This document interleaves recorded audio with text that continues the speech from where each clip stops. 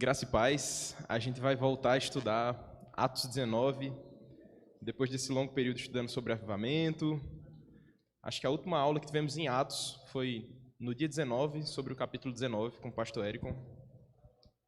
E naquele episódio, naquele dia 19, o pastor Érico nos conduziu a estudar esse livro de Atos, nos versos 8 até o verso 20. Houve um pequeno salto, a gente pulou os versos 1 até o verso 7, e hoje a gente retorna para esse texto, Atos 19, versos 1 ao 7. Queria pedir que você abrisse a sua Bíblia, a Palavra de Deus, Atos 19, 1 a 7. Nós precisaremos de muita atenção, esse não é um texto muito fácil, mas o Espírito vai nos ajudar a entender esse texto. Diz assim a Palavra do Senhor, Atos 19, verso 1. Aconteceu que, estando Apolo em Corinto, Paulo, tendo passado pelas regiões mais altas, chegou a Éfeso e, achando ali alguns discípulos, perguntou-lhes: recebestes, porventura, o Espírito Santo quando crestes? Ao que lhe responderam: pelo contrário, nem mesmo ouvimos que existe o Espírito Santo. Então Paulo perguntou: em que, pois, fostes batizados? Responderam: no batismo de João. Disse-lhes Paulo: João realizou o batismo de arrependimento, dizendo ao povo que cresce naquele que vinha depois dele, a saber, em Jesus. Eles, tendo ouvido isto, foram batizados em nome do Senhor Jesus. E impondo-lhes Paulo as mãos, veio sobre eles o Espírito Santo, e tanto falavam em línguas como profetizavam. Eram ao todo uns 12 homens. Vamos ter um momento de oração? Curva sua cabeça, vamos pedir iluminação ao Senhor sobre esse texto. Pai, somos teu povo aqui reunido, tua igreja que adora o teu nome, que já cantou louvores ao Senhor, que já exaltou e bendisse o teu nome, e agora te pedimos, fala conosco mais uma vez. Ilumina a nossa mente, o nosso coração, para que possamos ouvir a tua voz através de um texto que aparentemente é tão complicado, para que nós possamos entender o que o Senhor quer nos ensinar, para que possamos admirar mais o Senhor, amar mais ao Senhor. Conduz o teu povo, o teu pequeno rebanho que aqui se faz presente, em nome de Jesus. Amém. Queridos, eu vou começar de maneira diferente hoje. Eu queria fazer uma pergunta a vocês. O que é que mais chama a atenção de vocês quando a gente lê esse texto? Qual a parte ou a palavra que mais salta aos seus olhos, o trecho que mais chama a atenção? E de fato é uma pergunta, eu queria ouvir de vocês. O que é que mais chama a atenção? E Tiel, tá doido para falar ali. E aí? O Espírito Santo, começamos bem. Mais alguém? O que é que chama a atenção de vocês nesses 7 versos aí?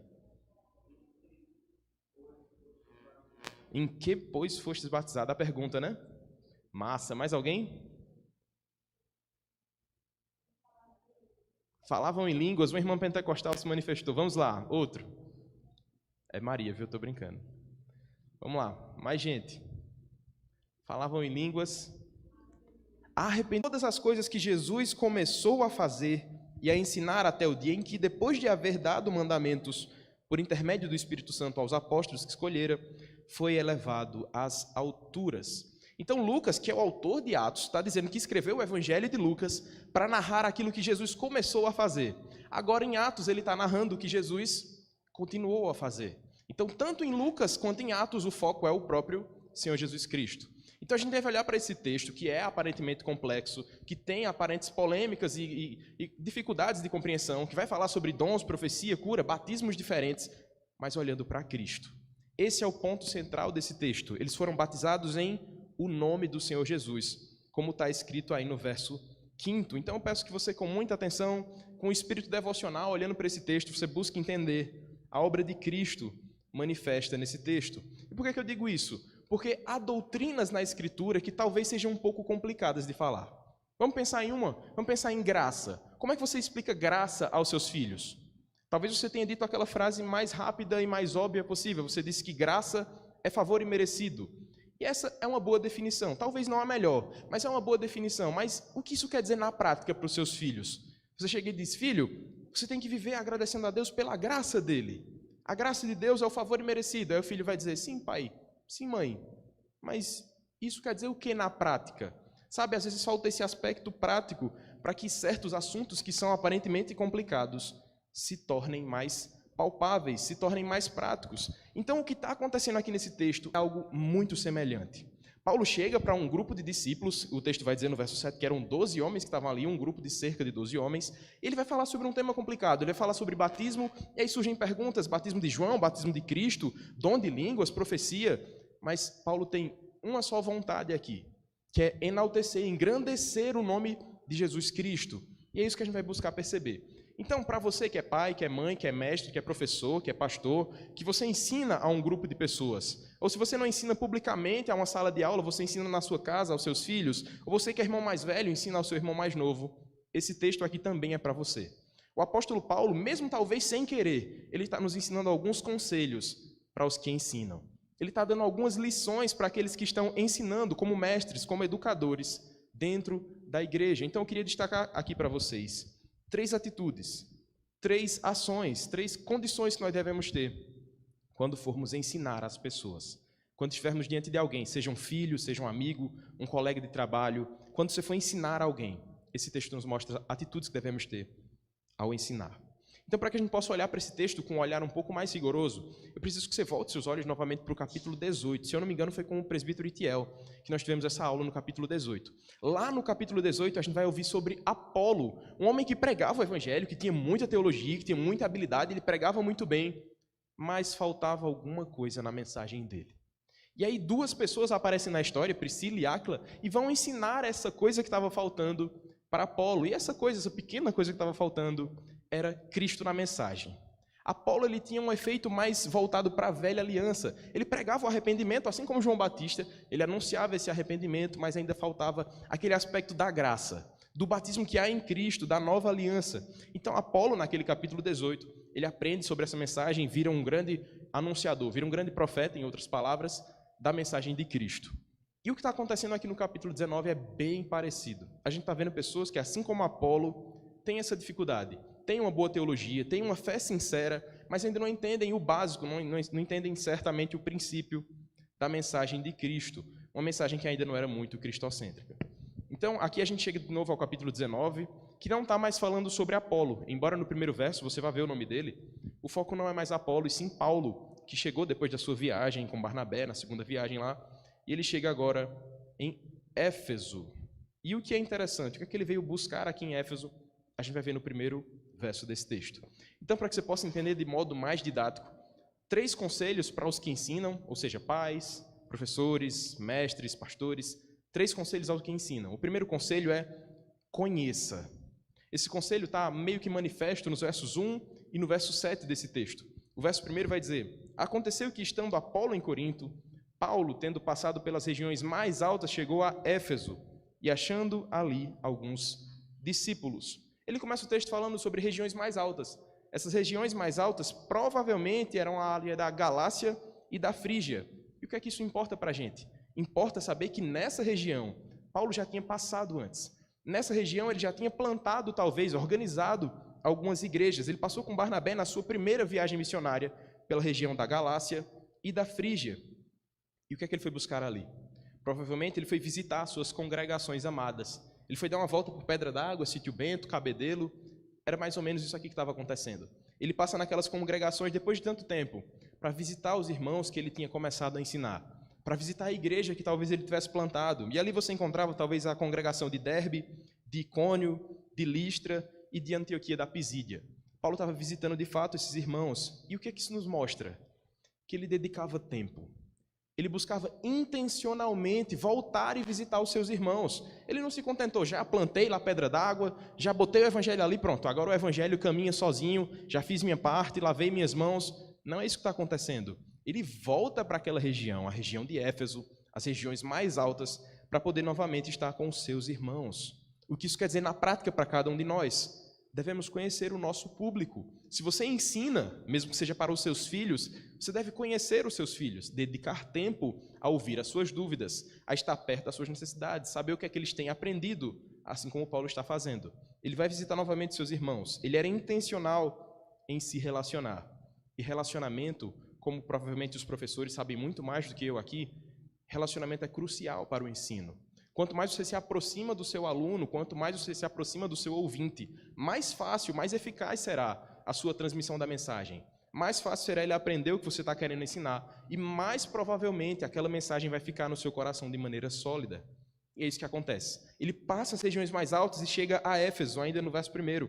Éfeso, como você já deve saber, era como uma Campina Grande. Era uma cidade que tinha cerca de 300, 400 mil habitantes, isso é muito para aquela época, e ele está naquela cidade que era praticamente uma das capitais, era uma capital da província romana e uma das cidades mais importantes do Império Romano. E ele passa naquela cidade que era muito próspera e vivia de comércio e turismo, por isso que eu falei de Campina Grande, é bem parecido, comércio e turismo, e especialmente o turismo religioso, como a gente tem na consciência aqui, e coisas do tipo.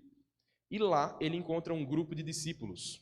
O texto ainda vai dizer nesse verso 1, que quando ele chegou, ele encontrou com esse grupo de discípulos.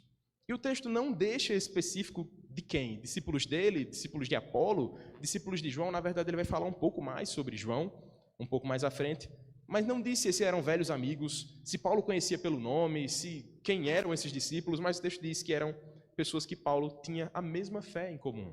Eram discípulos também de Cristo. Eram pessoas, talvez ovelhas de Paulo lá do começo da sua caminhada, pessoas que ouviram sobre o ensino, ouviram sobre a mensagem de Cristo e estavam lá em Éfeso. Lucas não quer enfatizar quem são esses homens. Lucas ele não deixa claro os nomes deles, mas diz que eles tinham a mesma fé de Paulo. Isso é muito importante. Paulo sabia que aqueles homens tinham a fé em Cristo, e é por isso que ele passa a dedicar tempo a eles, tentando responder às dúvidas do seu coração. E agora você salta lá para o verso 7, e ele vai dizer que eram ao todo uns 12 homens. Então não era simplesmente um pequeno grupo, era quase um grupo de discipulado mesmo, de fato. Ele estava com uma roda de amigos, uma roda de irmãos, discutindo questões importantes. Esse é o primeiro conselho que o texto vai saltar aos nossos olhos para dizer. Conheça as pessoas, esteja perto das pessoas, dedique tempo às pessoas, conheça intimamente para que a sua mensagem seja transmitida com seriedade. E eu não estou dizendo isso aqui como se fosse uma espécie de pragmatismo. Faça isso para que você tenha sucesso. Eu não estou dizendo isso está meio que escrito, está implícito no texto. É uma verdade que não foi Paulo que inventou. Esse não é um segredo do sucesso do ministério de Paulo, não é isso que eu estou dizendo. Na verdade, isso aqui o próprio Cristo vai fazer diversas vezes. Você deve lembrar do próprio Cristo pregando em cima de uma montanha. Ele dedicou tempo em cima do monte a anunciar a mensagem, a anunciar o seu sermão mais famoso para diversas pessoas. Talvez você lembre de Cristo, então, dedicando tempo a outras pessoas. Ele chega à beira de um poço e encontra uma mulher junto ao poço, e ali ele anuncia o evangelho a uma mulher que bebia água, e ele diz, se você beber da água que eu ofereço, você nunca mais vai ter sede. Ele era intencional. O próprio Cristo era intencional. Ele dedicava tempo às pessoas. Ele saía e dizia, hoje, de fato, eu quero subir nesse barco, bota o barco aqui na beira da praia, eu vou do barco anunciar quem estiver na praia. Era isso que ele fazia. Era isso que Paulo também fazia. Logo, é isso que a igreja também deve fazer. Nós devemos dedicar tempo às pessoas, transmitir, de fato, intencionalmente a mensagem. Não meramente por acaso, cheguei, a oportunidade surgiu. Não, vá buscar essa oportunidade, assim como Paulo, vá visitar algum irmão. Dedique tempo e vá visitar as congregações também. Vá falar com os irmãos que lá também precisam ouvir, ser reanimados, aprender um pouco mais. Você que se considera um pouco mais maduro, tente trazer a sua maturidade a outros irmãos. Conheça esses irmãos e dedique tempo a eles. Então chegamos de fato ao segundo conselho agora, nos versos 2 e 3 desse texto. Depois que Paulo mostra que é preciso conhecer o seu público, conhecer os seus ouvintes, agora no verso 2 e 3 veremos que é necessário também ouvir.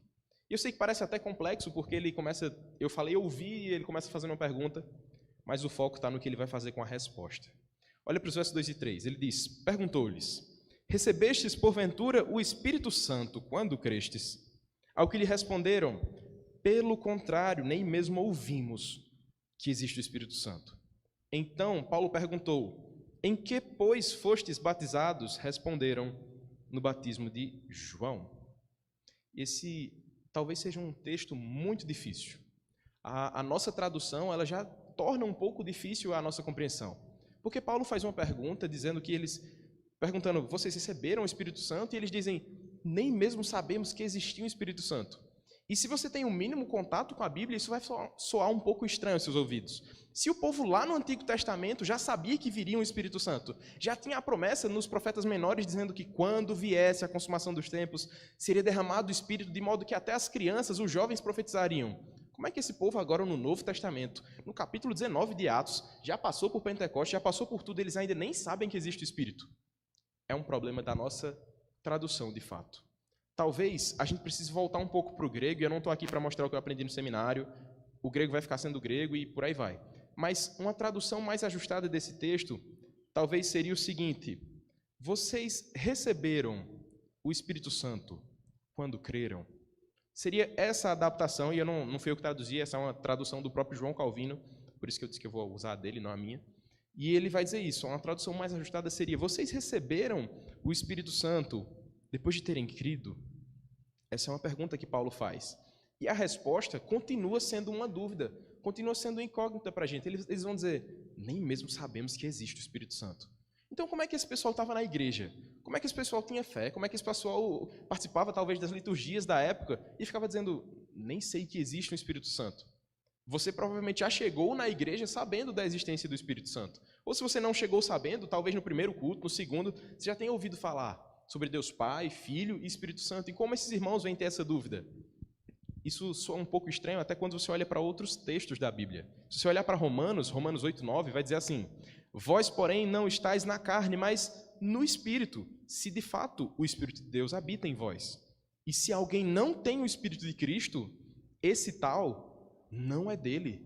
Olha que estranho, o próprio Paulo falando lá em Romanos, dizendo que se alguém não tem o Espírito, não é de Cristo. Então, se você olha rapidamente, parece que Paulo está dizendo que aqueles irmãos que dizem que não conhecem o Espírito, então, não são de Cristo. Isso soaria um pouco estranho aos nossos ouvidos. Como é que Paulo está falando com discípulos, 12 discípulos, e esses discípulos não têm o Espírito, logo, não têm Cristo? Então, esse é um erro, não de fato um erro, mas talvez uma complicação da tradução. Algo mais ajustado para a gente seria entender o que John Stott vai dizer mais à frente, eu digo em breve para vocês, mas que, de fato, essa fé já era uma fé em Cristo. Já era uma fé sincera, mas talvez uma fé com dúvidas. Uma fé que ainda não conhecia intimamente, que não tinha tido esse estudo, uma disciplina de meditar sobre o Espírito, de buscar entender sobre o Espírito. Por isso que João Calvino, vou ler aqui uma citação dele, ele diz assim: talvez aqueles discípulos não fossem descrentes por não reconhecer o Espírito Santo. Talvez o que Paulo estivesse falando ali fosse sobre os dons espirituais que vêm por meio do Espírito.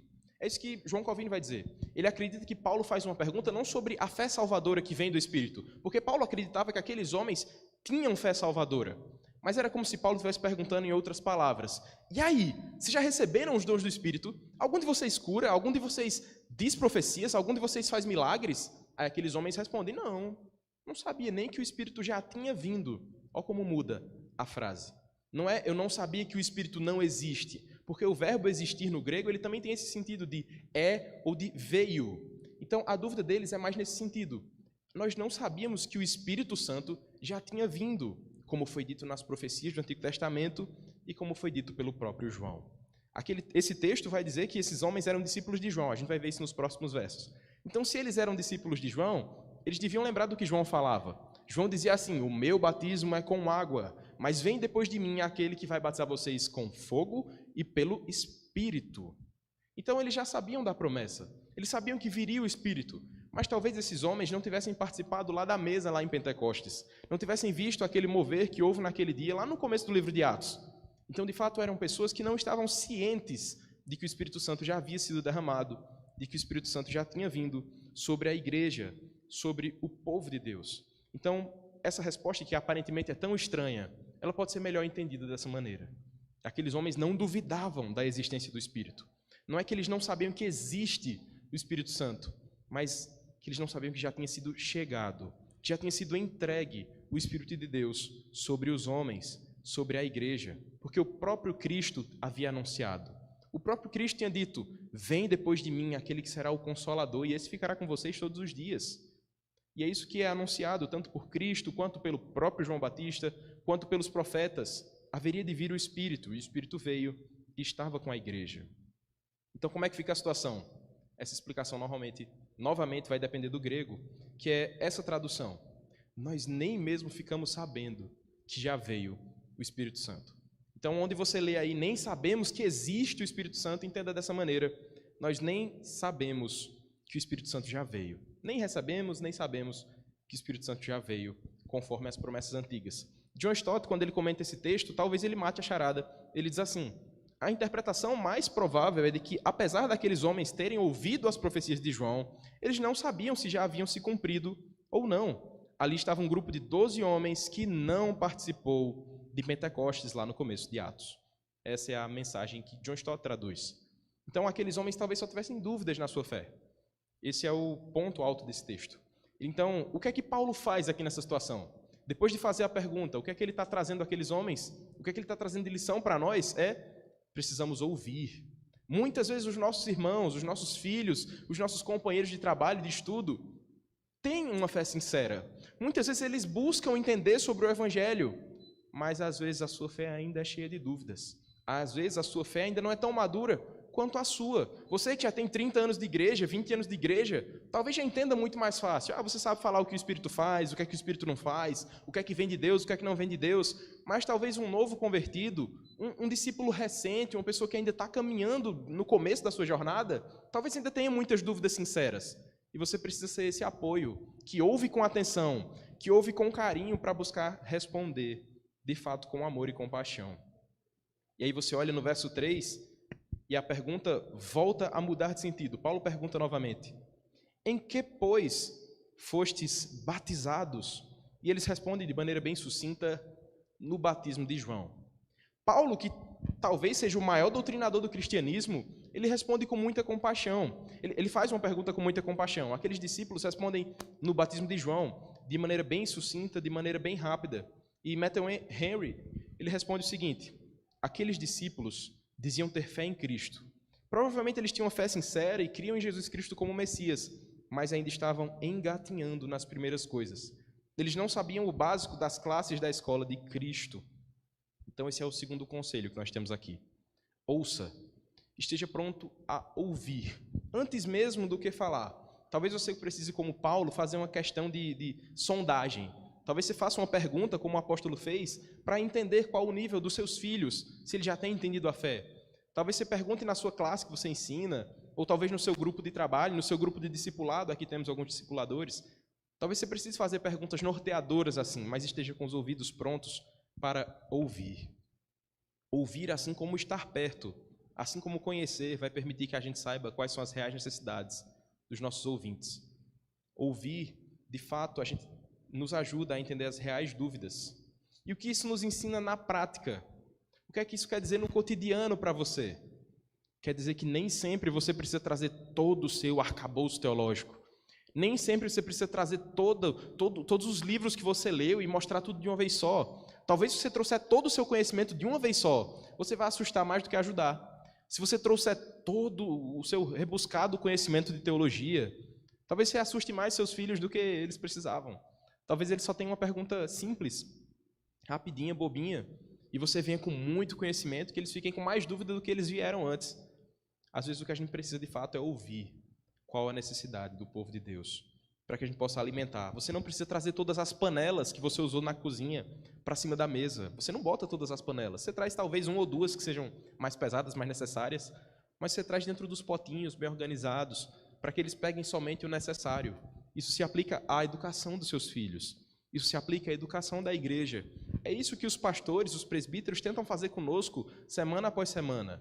Eles não trazem tudo o que eles viram. Se eles fossem trazer o grego, o hebraico de tudo, certamente os sermões seriam bem mais chatos. Mas eles trazem somente aquilo que é necessário, aquilo que o Espírito iluminou nas suas mentes, para que eles possam falar ao nosso coração de fato.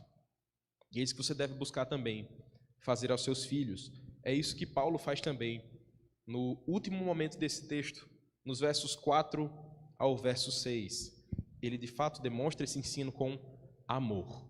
E esse é o terceiro conselho. Depois de você conhecer, depois de você ouvir, você ensina com amor. Olhe para o verso 4 ao verso 6 do texto, ele diz: disse-lhes Paulo: João realizou o batismo de arrependimento, dizendo ao povo que cresce naquele que vinha depois dele, a saber, em Jesus. Eles, tendo ouvido isto, foram batizados em o nome do Senhor Jesus. E impondo-lhes Paulo as mãos, veio sobre eles o Espírito Santo. E tanto falavam em línguas como profetizavam. Esses versos 4 a 6 nos mostram essa última característica, essa última atitude, esse amor que Paulo desempenha ao ensinar aqueles discípulos. Nos versos 4 a 6, Paulo toma essa atitude diante da situação. Depois de sondar o conhecimento dos seus alunos, depois de buscar entender ali o que é que se passava na cabeça dos discípulos, ele vem com esse amor. Ele age de 3 maneiras. A primeira maneira que você pode ver aí no texto é que ele ensina. Ele diz assim: João realizou o batismo de arrependimento. Alguém tinha falado que essa é uma das palavras-chave do texto. João realizou o batismo de arrependimento, dizendo ao povo que cresce naquele que vinha depois dele, a saber, em Jesus. Aqui não é dito que Paulo fez um sermão. Não é dito que Paulo foi lá, sentou e começou a evangelizar aqueles homens de novo, porque o texto já havia dito que eles eram discípulos inclusive de João. Mas fica subentendido que Paulo vem esclarecer as dúvidas da fé deles. Paulo se coloca aqui como um mestre e vem ensinar aqueles discípulos. Ele vem trazer esse conhecimento sobre batismo. Aqueles homens já criam que Cristo era o Messias. Eles sabiam que Cristo era verdadeiramente o Salvador do mundo, mas eles não entendiam o batismo. Eles não entendiam as coisas que o próprio Cristo havia anunciado. Aqueles homens tinham sido batizados pelo batismo de João. E você deve lembrar, o batismo de João era um batismo de arrependimento. Era aquele batismo que dizia assim: veja, você é um pecador, você precisa necessariamente, urgentemente, de um Salvador. Esse era o batismo de João. O de Cristo, um pouco diferente, é aquele que diz assim: creia em mim, eu sou o Salvador. Você não precisa das suas obras, você não precisa mais de nada, porque você vai viver pela minha graça. É isso que Paulo está querendo trazer aqui. Vocês não vivem mais só no arrependimento. Olhem para Cristo, olhem para a graça de Cristo, olhem para Cristo como o Salvador de vocês e creiam no batismo dele. Que o batismo dele, diferente do de João, o de João não prometeu nenhum Espírito, mas o de Cristo promete. O de Cristo promete que Cristo vai estar com vocês todos os dias, que o Espírito Santo seria derramado e vocês teriam influência desse Espírito, convencendo vocês do pecado, da justiça e do juízo, todos os dias. É isso que Paulo está dizendo nas entrelinhas. Vocês vivem no batismo de João ainda. Venham para o batismo de Cristo, sejam batizados no batismo de Cristo. Vivam pelo pacto da graça. Percebam que é Cristo o suficiente. Percebam que o Espírito de Cristo é o Espírito de arrependimento também. E é isso que Paulo ensina àqueles homens. Ele ensina sobre graça, sobre o próprio Cristo, sobre a bênção do Espírito sobre o seu povo e não somente sobre arrependimento. Alguém já disse que arrependimento é o primeiro passo da caminhada com Cristo e será até o final um passo que a gente deve seguir com Ele, arrependendo todos os dias. Mas não é só arrependimento a nossa caminhada.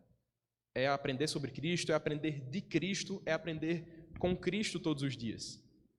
E é por isso que no verso 5, Paulo agora não somente ensina, mas depois de expor de fato o seu ensino, depois de ensinar sobre esse evangelho, sobre esse batismo, ele vem e batiza aqueles homens. O texto diz no verso 5, eles, tendo ouvido isto, foram batizados em o nome do Senhor Jesus. E é aqui que eu digo que é o ponto mais alto desse texto. Cristo sempre foi o foco da discussão. Mesmo que depois desse texto vão aparecer conteúdos que chamam a nossa atenção. A gente quer ouvir sobre falar em línguas, profecias e dons extraordinários, mas o foco já chegou. O foco sempre esteve aqui. É o nome do Senhor Jesus. Aqueles discípulos agora foram batizados em o nome do Senhor Jesus. Não é dito que Paulo foi lá e batizou os homens, não é dito a forma de batismo, com muita água, com pouca água, mas é dito que aqueles homens foram batizados em nome de Jesus. E isso aqui talvez seja uma forma simplificada do que está lá em Mateus 28, 19, que eles seriam batizados por todas as nações, fazendo discípulos, em nome do Pai, do Filho e do Espírito. E aqui é abreviado, eles foram batizados em o nome do Senhor Jesus, somente isso. E Paulo impõe as mãos sobre aqueles homens. Isso está no verso 6 agora, que diz: e impondo-lhes Paulo as mãos, veio sobre eles o Espírito Santo, e tanto falavam em línguas quanto profetizavam. Se a irmã Rosemary estivesse aqui, vocês sabem o que ela ia dizer. É isso mesmo. Aqueles irmãos agora começam a falar em línguas e profetizar. Então a gente deve ter uma fé muito fraca. Então a gente provavelmente não tem tanta fé quanto eles, porque todos nós dizemos que cremos aqui, não estamos falando em língua nem tampouco profetizando. O que é que será que aconteceu aqui? O que é que esse texto tem de mais? O que é que essa igreja, que na verdade nem era uma igreja, era um grupo de pessoas numa roda conversando, tem que a gente não tem? A gente tem que compreender que esse texto não é uma lei. Esse não é um texto prescritivo. Ele não está dizendo, façam isso para que aconteça isso. Não é uma reação de ação e reação, não é isso. Esse texto não é uma ordem dizendo, se vocês orarem como Paulo orou, se vocês buscarem o que Paulo buscou, isso aqui vai acontecer obrigatoriamente com vocês. Não é isso que está escrito aqui. E eu não estou tentando desestimular vocês a orarem por esses dons. Pode orar, continue orando à vontade.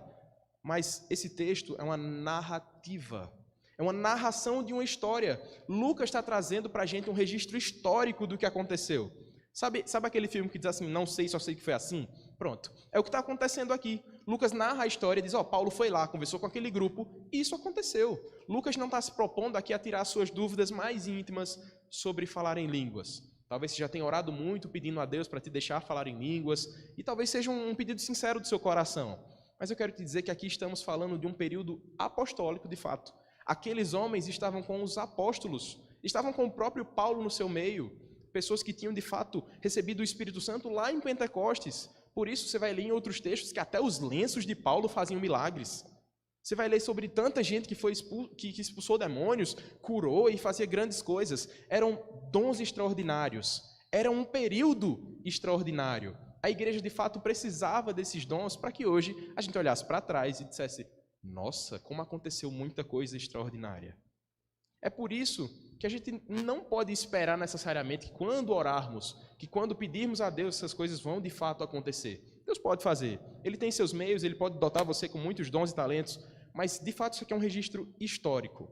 É algo que estava acontecendo naquele período. Ele impôs as mãos sobre aqueles homens e na mesma hora o Espírito veio sobre aqueles homens e aqueles homens receberam esses dons. E qual o propósito disso? Era que aqueles homens tivessem superpoderes? Era que aqueles homens agora fossem bastiões da fé? Talvez não. Talvez o propósito desse texto, talvez o propósito desses dons com esses homens aqui especificamente, com aqueles 12 homens, o grupo com Paulo ali, fosse testemunhar sobre o nome do Senhor Jesus. Agora que eles não criam somente no arrependimento, no batismo de João, agora que eles viram de fato o evangelho diante dos seus olhos e puderam entender sobre graça, agora eles têm esse poder, esse dom do Espírito para ir anunciar. Esse é o propósito do livro de Atos, mostrar a expansão do evangelho, o avanço do reino de Deus. E com esses homens certamente não é diferente. Se eles receberam essa graça do Espírito, é para que possam anunciar também. E calma lá, não é porque você não fala em línguas, nem porque ninguém impôs as mãos sobre você e te deu o Espírito, que você não deve proclamar. Da mesma maneira que esses homens são chamados a proclamar, que eles são responsáveis por manifestar esses dons que eles têm para a glória de Deus, você também é chamado a manifestar a glória de Deus, a proclamar o nome de Deus com os dons que Ele te deu. Talvez você olhe para os seus dons, para os seus talentos e diga, não são nada se comparados ao falar em línguas e profetizar.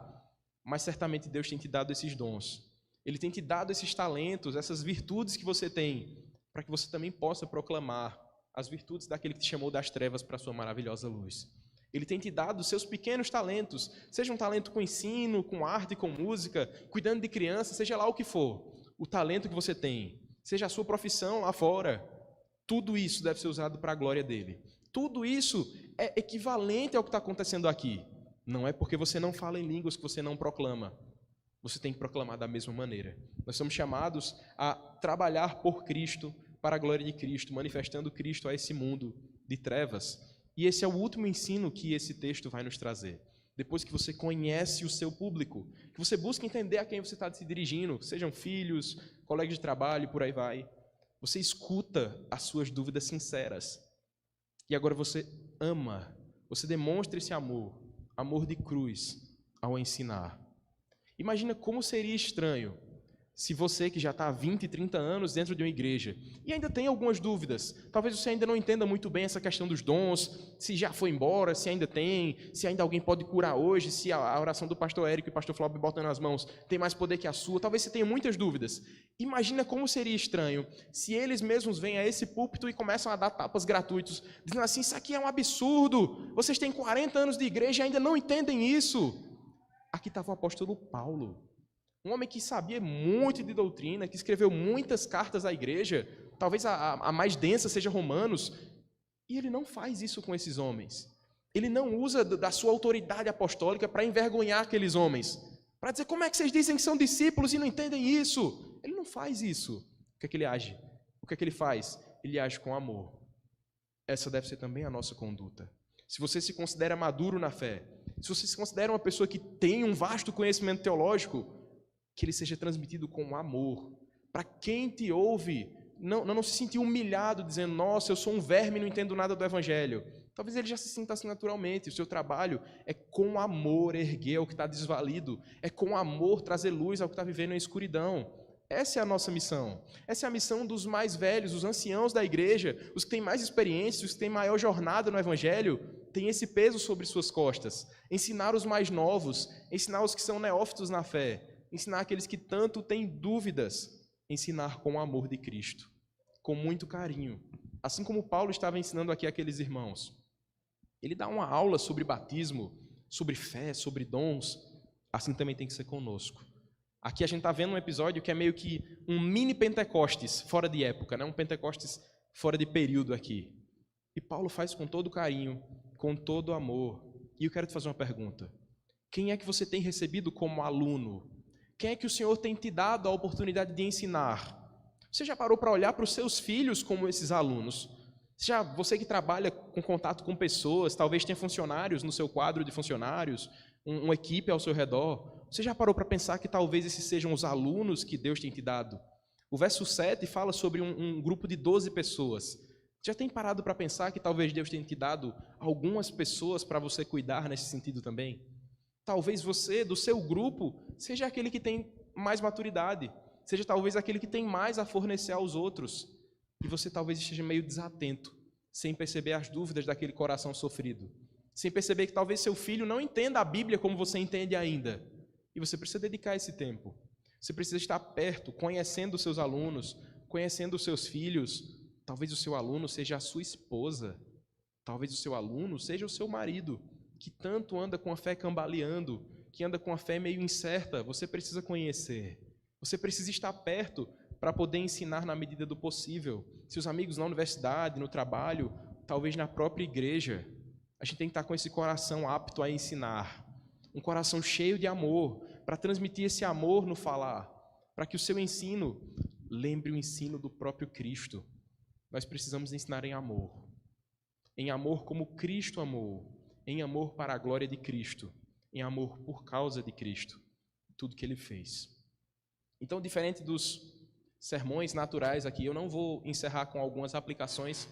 Acredito que já houve muita aplicação durante todo o texto. Eu queria simplesmente tentar responder 3 perguntas sobre o próprio texto. A primeira delas é: será que esse texto é um ensino obrigatório para nós? Eu já falei um pouco sobre isso. Esse texto que nós acabamos de ler, ele é uma narrativa. Ele é um registro histórico. Então, mesmo que você goste muito dos dons, que você goste muito das línguas, esse não é o texto recomendável para a gente discutir uns com os outros e começar a dizer: está vendo? Esse texto ainda fala que é possível receber dons e talentos orando. Talvez outro texto fale sobre isso. Se você for olhar em Coríntios, vai ter textos melhores para essa discussão.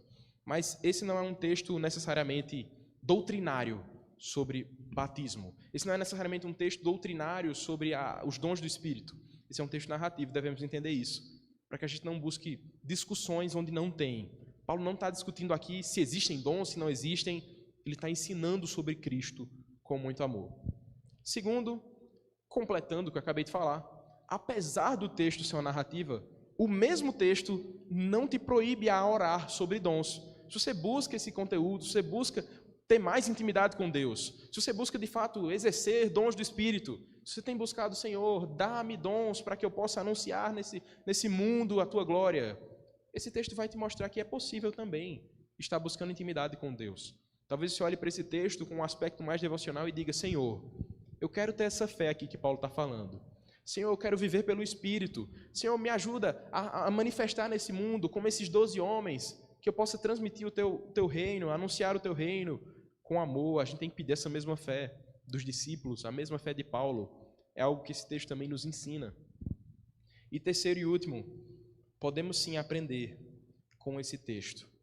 Esse texto está falando sobre pessoas que já viviam na igreja, mas mesmo dentro da igreja, ainda tinham dúvidas no seu coração. Isso, na prática, significa para nós que muita gente está ao nosso redor que talvez tenha dúvidas, parece que tão básicas.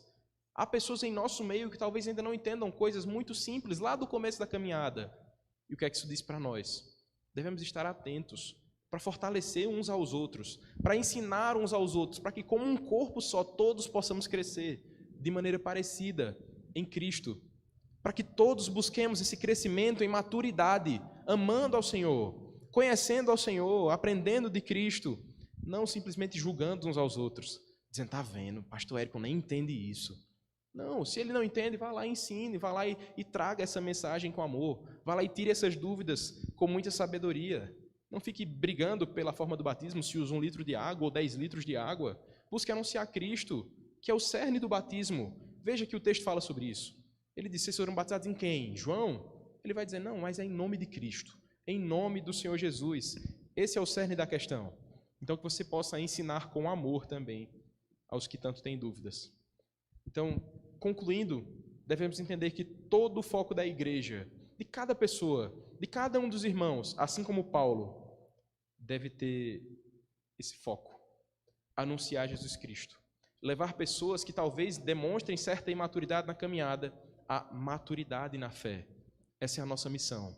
Ajudar uns aos outros, ser fermento uns para os outros, ser catalisadores uns dos outros, para que possamos todos juntos crescer olhando para Cristo, apontando para Cristo em nossa caminhada, que possamos fazer isso também nas nossas casas, com os nossos ouvintes, com nossos filhos, nossos irmãos, com nossas famílias, e que isso tudo seja para a glória de Deus. Vamos ter um momento de oração? Santo Deus, amado Pai, nós te damos graças porque o Senhor está conosco, porque o Senhor se faz presente em nosso meio, porque nós podemos ouvir sobre dons maravilhosos, sobre batismo, sobre uma fé. E, Pai, te pedimos com muita sinceridade, aumenta a nossa fé, nos ajuda a viver para a glória do Senhor, que não nos percamos nas discussões que aparecem no caminho, que não briguemos por dons ou por talentos ou por formas, mas que nossos olhos estejam voltados ao centro do Evangelho, que nós possamos olhar para Jesus Cristo, nosso Salvador, que nós possamos carregar essa mensagem em nossos lábios para os nossos irmãos, os nossos companheiros de trabalho, os nossos filhos, aos nossos amigos da igreja.